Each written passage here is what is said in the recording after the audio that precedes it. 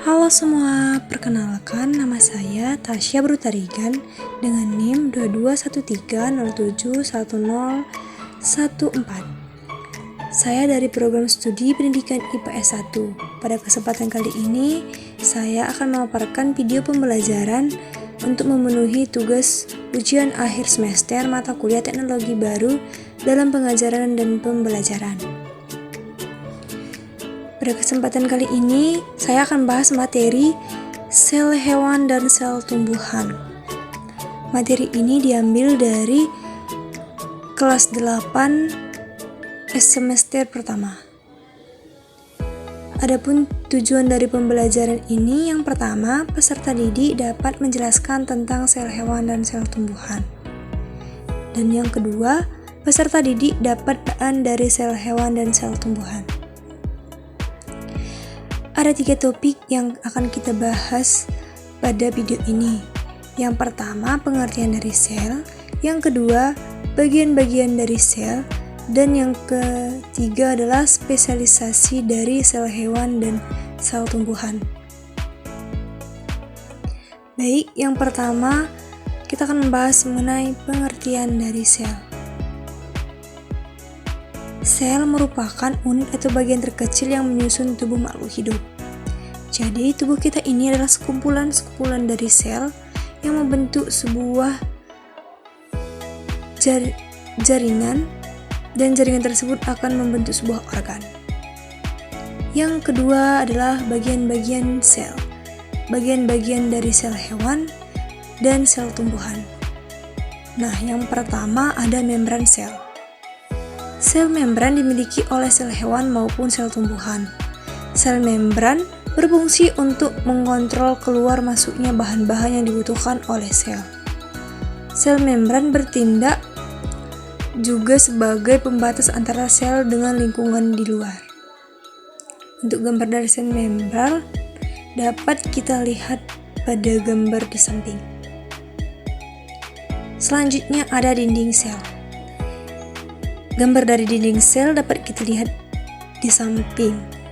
Dinding sel adalah bagian terluar dari sel tumbuhan yang berfungsi untuk melindungi sel tumbuhan. Dinding sel hanya dimiliki oleh tumbuhan dan beberapa organisme yang bersel satu atau uniseluler. Yang kedua, nukleus. Sel tidak memiliki otak tetapi mempunyai sesuatu yang bekerja dan berfungsi seperti otak. Dialah inti sel atau biasa disebut dengan nukleus. Nukleus terdapat pada sel tumbuhan maupun sel hewan, dan fungsi utamanya yaitu mengatur aktivitas sel. Seluruh aktivitas sel akan dikendalikan oleh nukleus.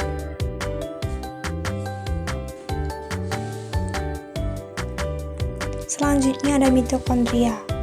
Mitokondria yang terdapat dalam sel hewan dan tumbuhan adalah bagian dari sel yang memproduksi energi tersebut menjadi sebuah proses respirasi pada sel. Selanjutnya ada pakuala. Sel menyimpan air, makanan, dan sisa-sisa hasil metabolisme dalam pakuala. Pakuala di dalam sel tumbuhan jauh lebih besar dibanding sel hewan karena berfungsi untuk menyimpan hasil dari fotosintesis. Selanjutnya ada kloroplas.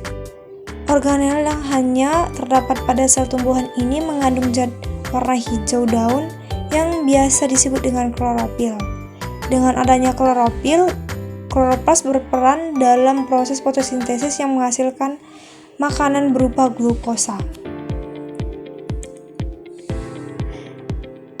Bagian sel selanjutnya ada sitoplasma.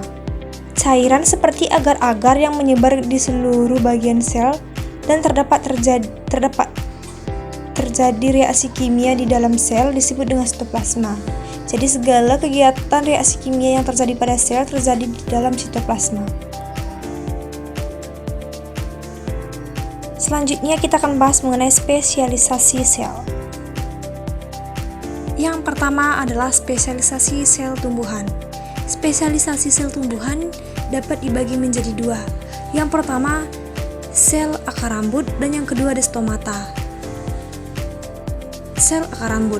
Proses fotosintesis membutuhkan air yang didapat dari akar tanaman.